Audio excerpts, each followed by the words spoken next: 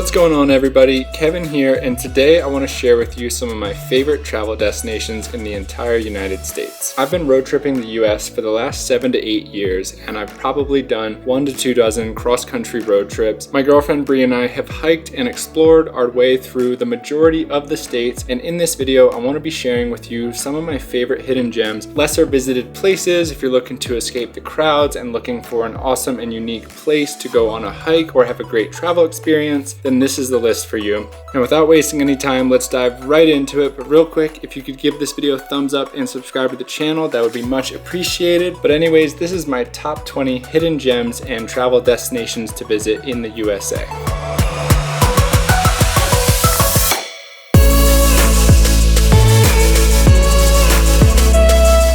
First up is going to be Yant Flats to Candy Cliffs, and this is a 5.3 mile hike with 800 feet of elevation gain, and that's round trip. This is a popular hiking and rock climbing destination in southern Utah. The area is known for its vibrant red and orange sandstone cliffs, which are said to resemble candy in color, and that couldn't be more true. The patterns in the multicolored rock are just beautiful. The cliffs are part of the Greater Bear Paw Mountains, which offer a diverse range of outdoor activities for all the visitors coming here. Now, this is just a short drive away from St. George, Utah, so if you're going to be visiting Zion National Park, you're likely going to be passing St. George, which in itself is one of my favorite travel destinations in the US, but of St. George, this has got to be one of my favorite hikes.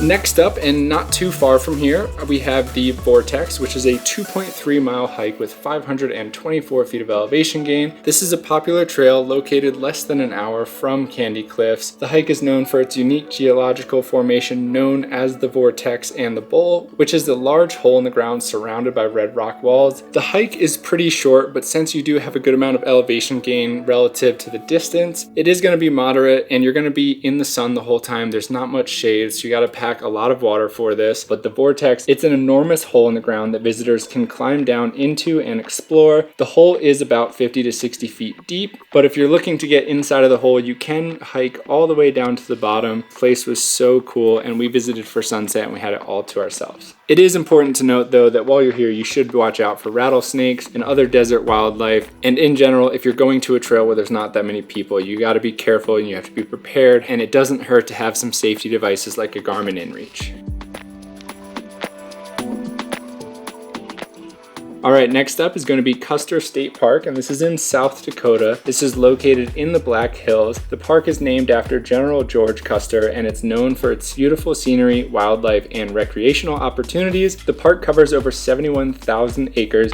One of the main attractions of the state park is its wildlife. The park has a herd of over 1,300 bison. You can also see pronghorn elk and bighorn sheep and coyotes, and a handful of varieties of bird species. Custer State Park is not that far from Mount Rushmore, so if you're going to be visiting Mount Rushmore, you cannot miss this state park. I actually personally enjoyed it much more than Mount Rushmore, and while you're here, you can also check out Wind Cave and Jewel Cave. Some other great things to do here include hiking, camping, fishing, and swimming. The park has several campgrounds and picnic areas. There's also some very iconic rock climbing routes. You can mountain bike and you can do some horseback riding. You definitely don't want to miss this one.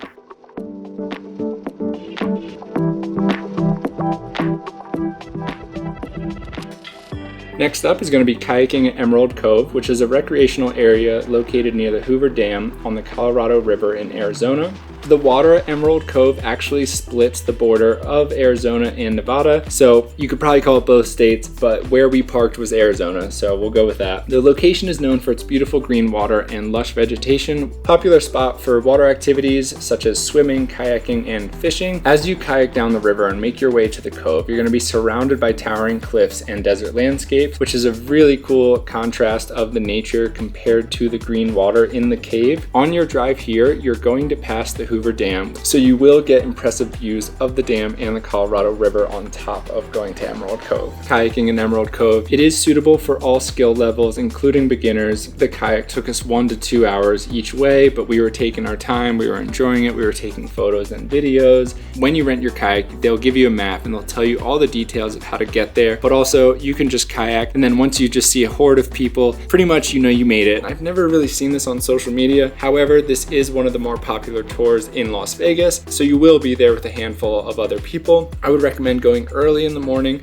or later in the day, because then if you go self-guided, you can avoid the tour groups and get the cove all to yourself. Next up is Hopi Salt Trail, which is an 8.4 mile hike with 2,755 feet of elevation gain. Although you should take this one with a grain of salt, because the few times we have done this, we clocked in more like 11 to 12 miles, and it felt like a lot more vertical gain, but maybe that's just because the terrain had a lot of route finding and some class 3 and 4 scrambling. The Hopi Salt Trail hike is a popular trail that'll take you to the confluence of the Little Colorado River, which is located in northeastern Arizona. And the one time that we actually successfully made it here, we camped down at the bottom and we had a multi-day permit. It's extremely important to be respectful of the Hopi culture and follow leave no trace principles while you're hiking this trail, and you are going to be driving 10 to 20 miles of dirt road, so this is a very remote location, so I would recommend having a Garmin InReach or an SOS equivalent device. But this has to be the coolest hike I've done in the entire country, so if you're prepared for a very difficult hike, this is so incredible and I couldn't recommend it enough. As far as the exact permit info, where to get the permit, the phone numbers to call, the cost of the permits, I do have a travel guide on Hopi Salt Trail. It breaks down every single little detail that you need to know, so I will link that on the side if you want to watch that for this hike.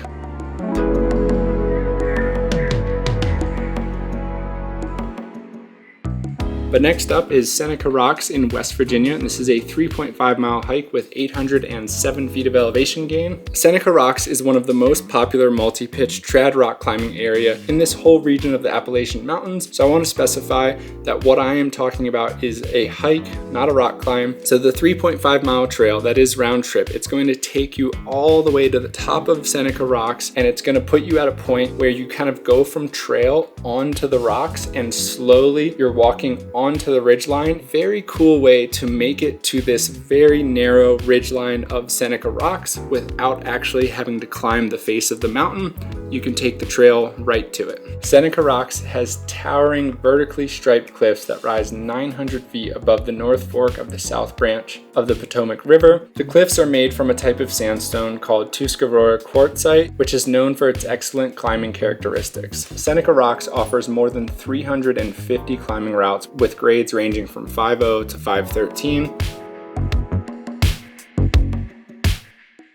Next up, and only one state over, is going to be the Devil's Bathtub in Virginia. This is a 3.9 mile hike with 590 feet of elevation gain. Popular trail located in the Jefferson National Forest of Southwest Virginia. And when I say Southwest Virginia, I mean it. I grew up in Maryland and I always thought, oh, Virginia, you know, it's only 1 hour away. But this is in the furthest western tip of Virginia. This is actually a 6-hour drive for me in Maryland. But the hike is incredible. You're going to have a very unique natural water feature at the very end called the Devil's Bathtub, which is a pool of swirling water surrounded by rock walls. It's very aesthetically pleasing. It kind of looks like a lima bean, and it makes for some great landscape photography. The hike isn't that far. It's not too bad. You can go the long way around or the short, more direct way, just straight to the Devil's Bathtub, which is what we did. There is going to be a lot of route finding. You're not going to have cell phone service, and you're going to have a lot of river crossings. You should have the All Trails offline map downloaded to your phone, and you should be prepared with water shoes. Another thing to note is that flash floods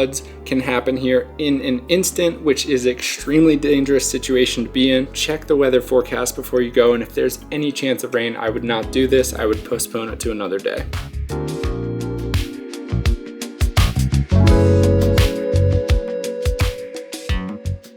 Next up is going to be the Bonneville Salt Flats and Promontory Point in Utah. This is going to be two separate locations, but extremely similar landscapes and only a 1 or 2 hour drive from each other. But first of this, the Bonneville Salt Flats are a large, flat expanse of salt crust just 1 to 2 hours west of Salt Lake City. It's known for its white, shimmering surface, which is made up of salt crystals that have been left behind by the evaporation of the ancient Lake Bonneville. Because no matter what time of year you go, you might have completely dry, hexagonal shaped salt patterns, or if you go after some rain, sometimes it looks like just a large mirror that goes on as far as you can see. When the salt flats are dry, the flat hard surface provides a perfect track for vehicles to reach high speeds. The area has been used for numerous speed records, including the first car to break the 400, 500, and 600 mile per hour barrier. The most famous event held at the Salt Flats is the Bonneville Speed Week, which is held annually in August, where racers from around the world come to compete and set new records. Promontory Point is east of this. It's actually just a little bit northwest of Salt Lake City, and this is a cool area for picnics, hiking, and especially aerial photography. The pink salt flats, the colors are incredible. You have these wild bodies of water that are just the brightest pink you could ever imagine, and then you have strips of land going across with trains and other things, and then you have the blue Great Salt Lake, and then you have the mountains in the distance, so it just creates for some very cool conditions.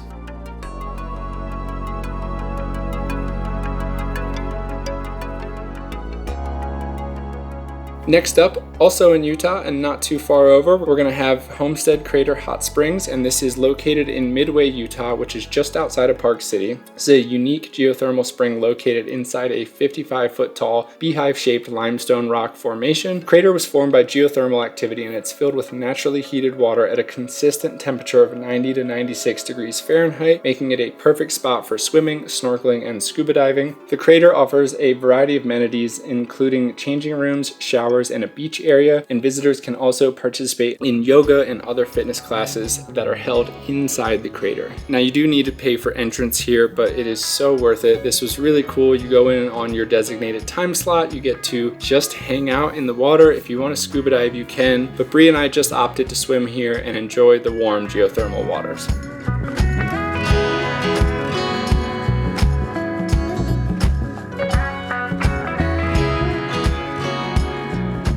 All right, next up is going to be Crowley Lake Stone Columns, and this one's going to be in Northern California. This is a 4.2 mile trail and 515 feet of elevation gain. This is one that I would definitely download the All Trails offline map to find exactly where to park, where to start, and all of that. If you do have four-wheel drive and high clearance, you're going to cut off a lot of the miles of this hike, but we did not. We were driving in our Astro van at the time, so we had to park and hike the entire road until you get to the beach where you drop off to the stone columns. These are so cool. They're a unique geological formation located in Mono County. The columns are formed by volcanic rock that's been pushed up through the ground, creating tall, thin towers of basalt. The columns vary in height, with some reaching up to 30 feet tall. The area is located near Crowley Lake, which is a popular spot for fishing, boating, and other outdoor activities. The stone columns themselves are a striking geological feature that offer a glimpse into the region's volcanic past. You can walk up in between them, you can watch the waves crash on them, and you can just enjoy this very unique beach. This is one where you're definitely going to want to bring bug spray, because when we were leaving here, we got attacked by swarms and swarms of bugs, which was not fun. It's pretty funny in hindsight, but definitely pack some bug spray.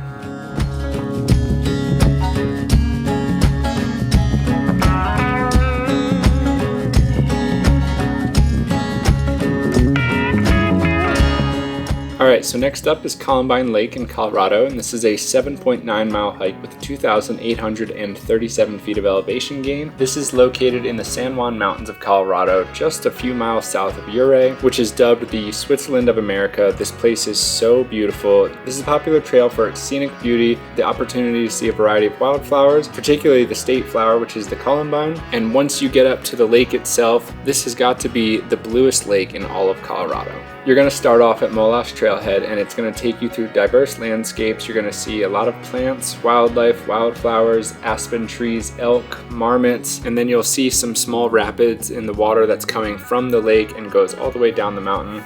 This is one of my favorite hikes in the area. It's a great way to see Ouray. It's a great way to drive the $1 Million Highway because to access the trailhead, you're going to be driving on the $1 Million Highway. So the journey in getting there is just as beautiful as it is at the top of Columbine Lake. It's a great place to have a picnic at the top, so you definitely want to make sure you pack snacks, but it's one of my favorite spots in Colorado.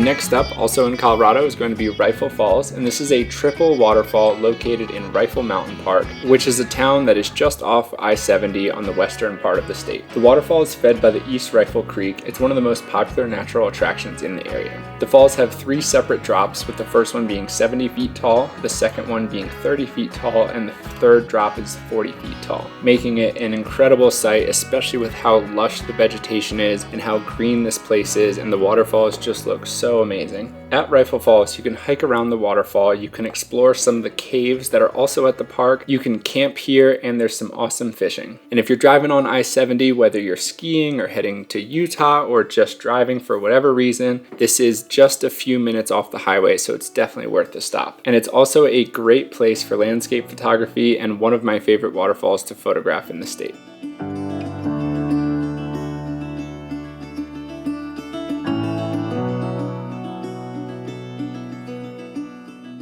Next up in New Mexico, we're going to have the Ice Caves and Bandera Volcano. So this is in the fire and ice region of New Mexico. To my surprise, when we first visited here, I had no idea New Mexico had volcanoes, but it actually has so many volcanoes scattered across the state. This volcano is just south of Route 53 in New Mexico, and it is located in Cebolla National Forest. The ice caves are a series of volcanic ice caves located in the Bandera crater, and it's a result of snow and ice that's been trapped in the volcano's lava tubes. The caves are open year-round, but the best time to visit is during the winter when the ice formations are at their peak. The Bandera volcano is an extinct volcano that last erupted about 10,000 years ago, and it's known for its unique volcanic features such as the cinder cones, lava tubes, and the lava fields that you get to explore while you're here. And you can also hike to the summit of the volcano so you can view the entire landscape from above. I thought this was really cool. And if you're going to hike to the top of the crater, it's going to only be 1.8 miles round trip with 190 feet of elevation gains. So this is a super easy hike and very accessible for everyone.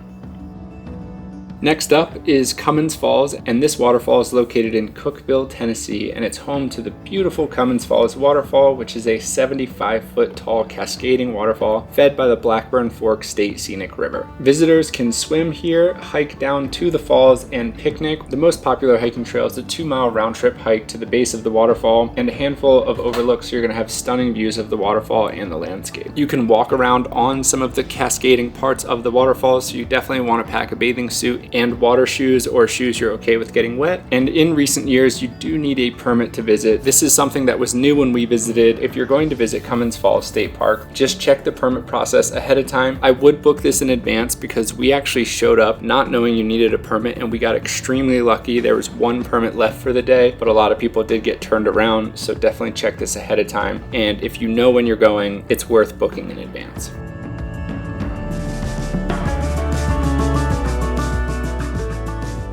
Next up is Cathedral Gorge, which is in Nevada, and this is one of the most unique places in the area. It's located in the Mojave Desert, and it features unique and spectacular landscapes formed by erosion. The park is named for its tall, narrow rock formations that resemble a cathedral. Some of the main features of the park are narrow canyons with towering cliffs and deep ravines. The erosion was formed over many, many years from the nearby Muddy River. The geology here is incredible, and the most popular hiking trail is going to be the Cathedral Gorge Trail, which is a 2-mile round trip hike through the canyon, which is going to give you the best vantage point to get up close and personal and enjoy all the beauty of this park. And my personal favorite hiking trail here is going to be Moon Caves, and this was just so cool. It felt like we were in these deep, like clay slot canyons that were very tall but really skinny. We couldn't even wear a backpack because it was so tight, and exploring it was just so much fun.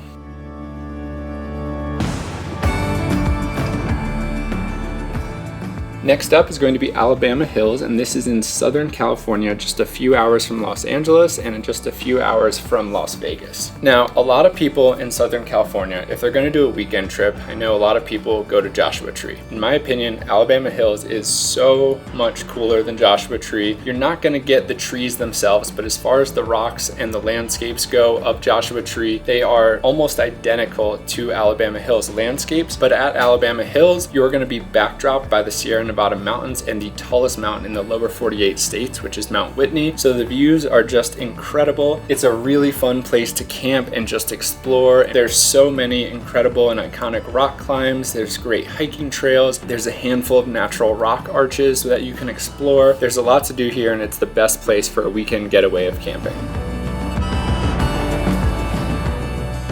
Next up is going to be Monahans Sandhills State Park, and this is located in the town of Monahans in Texas, and it's known for its vast expanses of sand dunes. The park is situated on 3,840 acres, and it features over 3 miles of sand dunes that reach heights up to 50 feet. The park is popular because of its recreational opportunities, which include hiking, sandboarding, and sand skiing. We didn't have a sandboard or sand skis, so we actually rented a sled for just a few bucks from the Park Service, and we were able to take the sled out and climb the sand dunes, and then we were able to slide down on the sleds, and we stayed for sunset. And the nice part about this is when you're done with the rental, you just put it in a box outside of the visitor center, so you don't need to return it at a specific time or anything. You can enjoy it for as long as you want once you've rented it.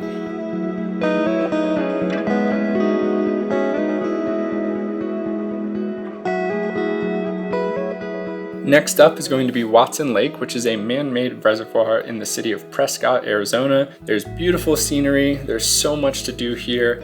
The lake is surrounded by the granite cliffs of the Granite Dells, which is a popular spot for hiking, rock climbing, picnicking, and camping. And it's also a great spot for boating, fishing, and kayaking. It is worth noting that you can't swim here, but it doesn't even matter because there's so many other things to do. The most popular trail is the Peavine Trail, which is a 7-mile round-trip hike that winds through the granite cliffs and provides stunning views of the lake the entire way. But when we were here, we camped for the night, and our favorite part was just going and finding a big stack of granite rocks and just climbing around on them. It feels like you're just in a giant playground.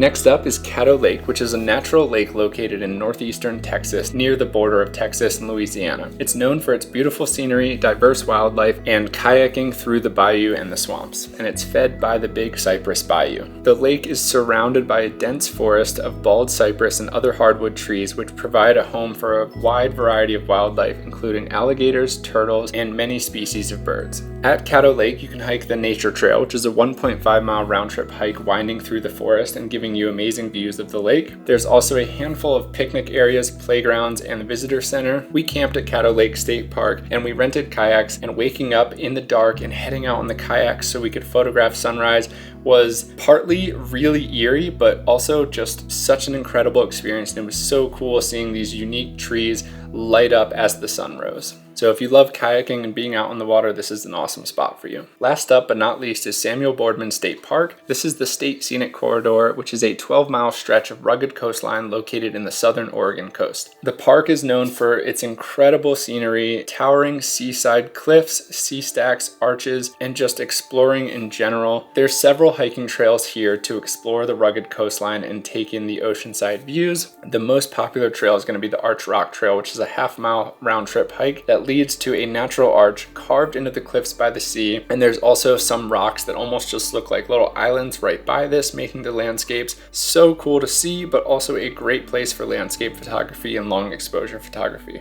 Also, one of my favorite things about this place is that I could just go and watch the coast and watch the waves break on the shore and the rocks all day. So this is a really cool place to just take your time, drive the 12 miles, take advantage of every single overlook, and just enjoy the views the whole way.